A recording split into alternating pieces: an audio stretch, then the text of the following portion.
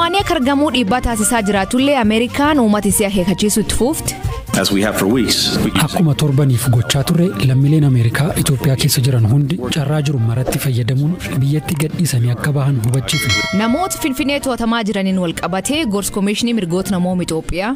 Hawwanii yookiin haadholii hoosisan ta'uu danda'anii yookiin warra manguddoota ta'uu danda'anii otoo warri sun haala biraatiin qabamee yaada jedhudha yaadni tokko. Keenyatti NRT'n uummata lafirra kaasuun himatamte. Kanaaf oduu dabalataan waliin tura. An Asli Galgalo.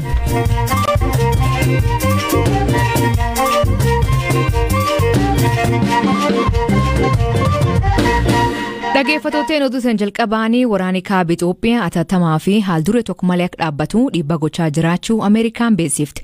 Keenya daawwachaa akka jiru ministeerri haajaa Ameerikaa Anthony Blinken waraanni Itoophiyaa babal'achaa jiraachuu isaatiin yaadda'uu hime humnoonni obbo fi TPLF malgar Finfinnee godhan akka dhaaban gaafate. Ameerikaan lammiileen isii atattamaan Itoophiyaa keessaa akka ba'an irdeebiin yaamicha dhiyeessite yoo ta'u kunis sababa waraanii hammaachaa jiruu fi jedha Anthony Blinken.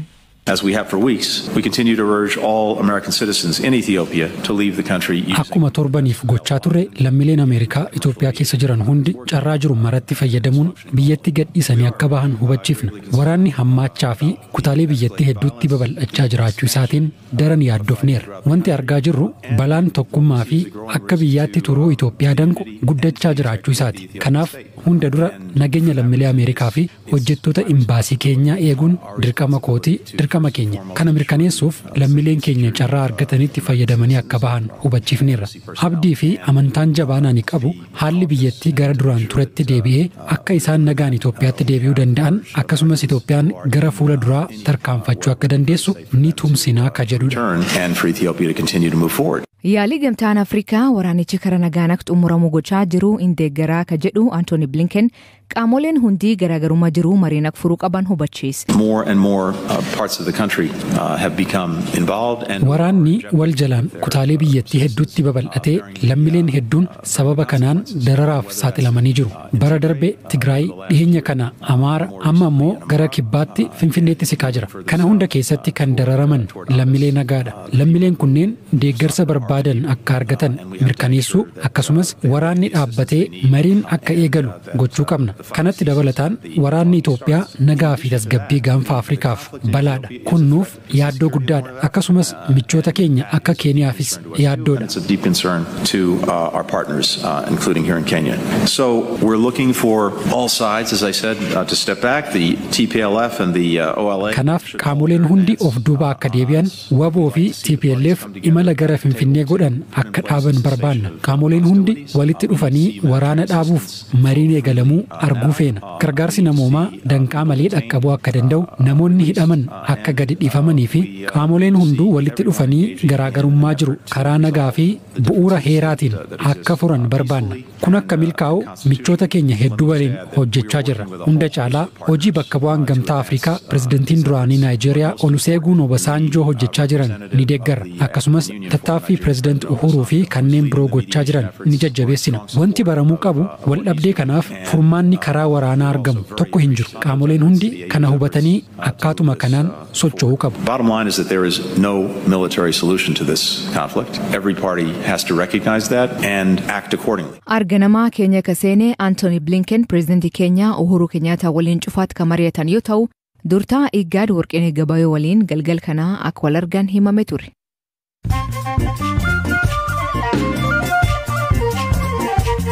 Dhaggeeffattoonni amma oduu gaggabaaboo addunyaa isaanii dhiyeessaa jalqabaanii barreessaan olaanaan dhaabbata biyyoota gamtoomanii Antonio Guterres hojjettoonni dhaabbatichaa Itoophiyaa keessatti hidhaman akka dhiifaman yaamicha taasise. Guterres hojjettoota dhaabbatichaa to'annoo jala oolfaman irratti himannaan hin banamne sababa maaliif akka to'atamne illee hin ibsamneefi jedha. Dabalataan aangaa'onni Itoophiyaa hidha eenyummaa saba irratti hundaa'uun geggeeffamu akka dhaabaniif gaafate. Suudaanitti hiriira deemokiraasii deeggaruu fi bulchiinsa waraana mormu keessatti namoonni lama ajjeefamuu himan. Hiriirri har'aa magaalaa Kartuum keessatti geggeeffamee dhiirota, dubartoota fi ijoollee daandiitti ba'uun mormi isaanii dhageessisaa turan. Kaayyoon isaanii deeggarsa guddaa hawaasa idil addunyaa irraa argachaa jira. Keenyatti miliquu namoota shororkeessummaan hidhamanii hordofee hoogganaan manneen hidhaa Keenyaa hojiirra aari'am. Ibsa baasen pireezidantii Uhuru Keenyaataan itti gaafatamummaan goota cimsuu fi Wycliffe Ogalo nama biraatiin bakka buusu hima. Gareen laf kunuunsaa jechuun kibkeenyaa jiran hawaas lafa isaanii irra kaasuun waraan gosittii kakkaasuu gabaasni haaraan argisiisa. Dhaabbati UK Auckland jedhamu NRT'n waraan gosittii irratti hirmaachuu seera lannaa mijjeessu uummata lafa isaanii irra kaasuu fi warra lafa doorsisuu himu. NRT'n Kaisiyooloo Saamburuu Marsabeet dabalatee naannoo 10 keessa jiran himata kana hin mormatan. Diplomaatiin Ameerikaa Ministeer Muummee Suudaan ka ture Abdalla Hamdok waliin wal arguu isaanii gabaafam. Gargaartuun dhimma Ameerikaa Moolifiin daawwannaa guyyaa 3 Afrikaa taasisteen Hamdok ka ergaa yeroo fonqolchi mootummaa waraan Suudaaniin geggeeffamee hidhaman jiru wal argan.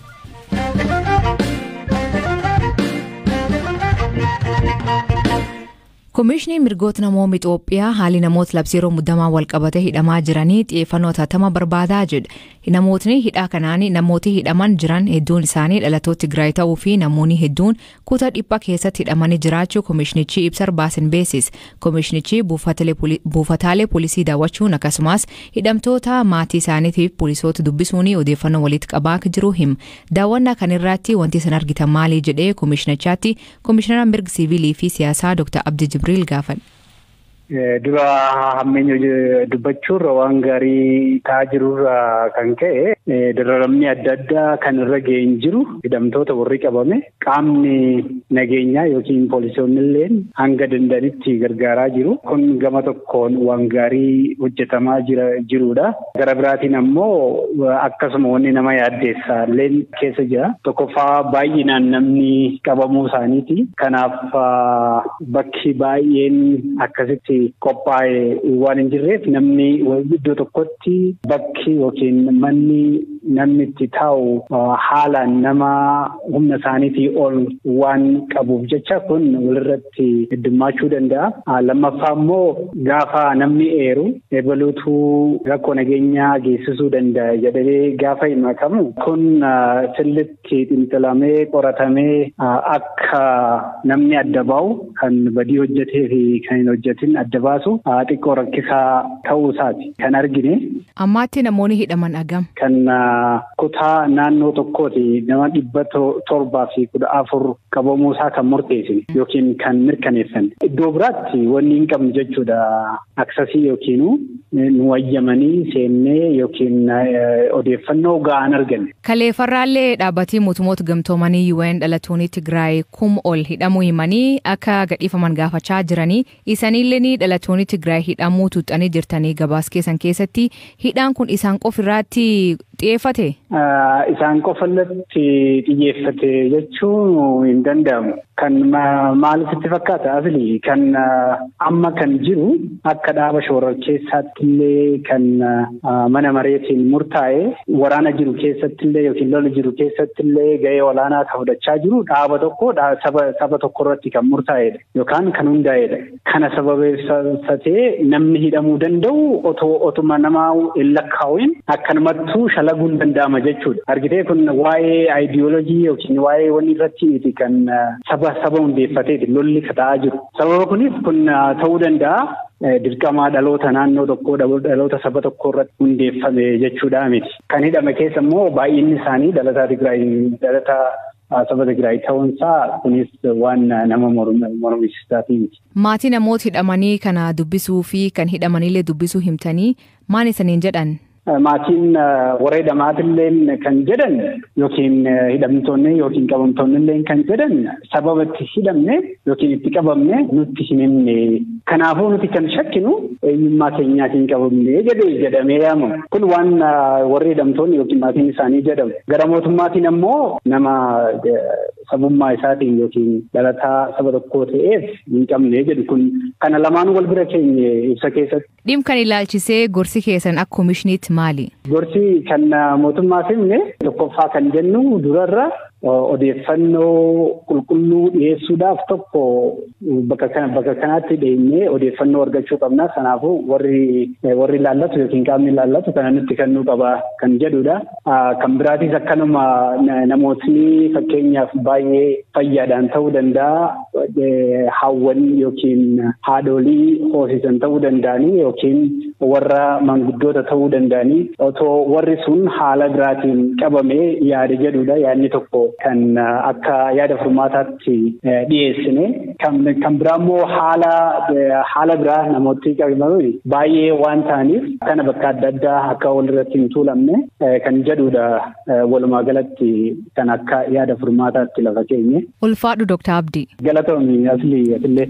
Dhimma kan irratti ka dubbifnee itti gaafatamaan quunnamtii uummataa poolis magaalaa Finfinnee Komanda Faasika Fantaa namni sabab dhalata Tigraay ta'ee hidhamin jiru jedha. Haa ta'u malee namni hedduun bakka dhiphaa keessatti hidhamuun jiraachuu danda'a jedha. የትግራይ ተወላጆች ብቻ በመሆናቸው የሚያዝ የሚታሰር ሰው የለም። ሰበበ ዳለታ ትግራይ ተፍ ቆፈ ነምኒ ቀበሜ ሂደሙ እንጅሩ ዳለታ ሰበብ ራስ ታኒ ገሬ ሾሮር ኬሳ ከነራ ኤርገመ ፉደተኒ ማለቅኒ ከፈለሜፊ ሌንጂን ከነሜፊ tokkoon isaanii meeshaa waraanaa osoo nafiin hidhatanii magaala keessatti shororkaa uumuuf oduu sobaa tamsaasaa bakka akkasii geenyeerra akkana ta'aa jira tokkoon kee ni waraanamta jedhanii namoota kaan warra doorsisan qabaa jirra. Namootni qulqulluu ta'an sana gidduutti hin qabaman jechuu miti. Namootni qulqulluu ta'an jumlaan qabamanii hidhamuu hin qaban jechuun hojiin qulqulleessanii gadhiisuus hojjetamaa jira. Manneen amala sirreessaa Finfinnee keessa jiran waan beekamuuf tarii dhiphinni bakka mudachuu danda'a. Haa ta'u malee sadarkaa mootummaatti bulchiinsa magaalittiin xiyyeeffannaan kennamee fi ka hojjetamaa jiru yoo xiqqaate namni tokko kutaa dhiphaa keessatti akka hin hidhamne bakka nyaatni jiru bakka yaala fayyaa gahaa argachuu danda'uu fi kan kana fakkaatan mijeessuuf hojjetamaa jira. Haa ta'u malee dhimmichi ariifachiisaa waan ta'eef namoonni hedduun bakka tokkotti hidhaman jiraachuu malu hin jiran jedhee dubbachuu hin danda'u. ሰዎች ሊኖሩ ይችላሉ አይኖርም ብዬ መናገር አልችልም።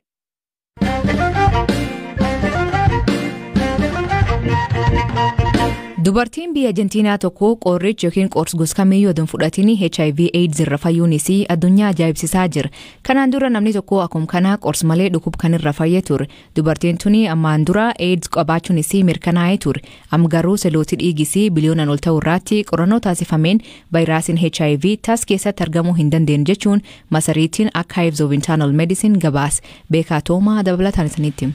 Sirni dandeettii uumamaan dhukkuba ofirraa ittisuu dubartii kana vaayirasii HIV akka of keessaa qulqulleessetti amanu hakimoonni dubartiin kun akkamiin HIV irraa akka fayyite beekuun osoo danda'ame dhukkubicha lafarraa balleessuun yookiin ammoo qoricha arguufiin ni danda'ama tures jedhu. Qorannoon doktoroonni seelii dhiigaa dubartii kana irratti taasisan namoonni tokko uumamaan dandeettii HIV ofirraa ittisuu waliin akka dhalatan ragaa dabalataa ta'eera. Qacceen sanyii namoota kanaa vaayirasichi gara qaama isaanii akka hin seenne godha. Amma dura dhukkubsataan tokko kan maqaan isaa akka baramu hin feene vaayirasichaan qabamus vaayirasichi suuta qaama isaa keessaa yoo badu mul'atee ture. Haa ta'u malee namoonni HIV'n qabaman kaan vaayirasicha waliin jiraachuuf bara jireenya isaanii guutuu qoricha fudhachuun isaan barbaachisa. Waggoota dhiyoo asitti namoonni qoricha homaatu osoo hin fudhatiin garuu kunuunsi haga ta'e taasifamee fi vaayirasicha to'achuu akka danda'an bira gahameera. Namni London jiraatu Adam Kasleehoo jedhamu dhibee HIV fi kaansariitiin qabamee wal'aansa kaansariif jecha seelii dhiigaa nama arjoomurraa erga argatee booda qoricha HIV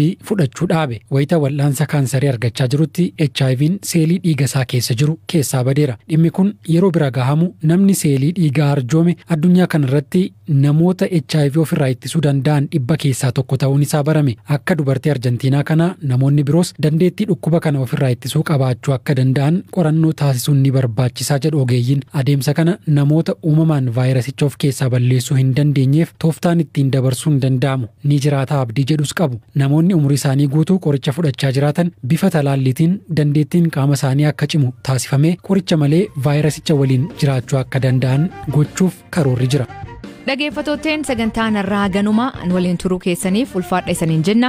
Mammaansi galgal kana gur qabaataniif hin dhagaanii qalbii qabaatan malee jedha. Hiikan isa maanii koomentii keessatti nu beeksisa. Sagantaa kan qophees beekaa tooma gam teknikaatiin Oskar Bunga kan isaniif dhiyeessan aslii galgalooti agborisaatti akkana nagaa waaqa kee bulaa oraa bulaa deebana hangafamaan dhan bulaa.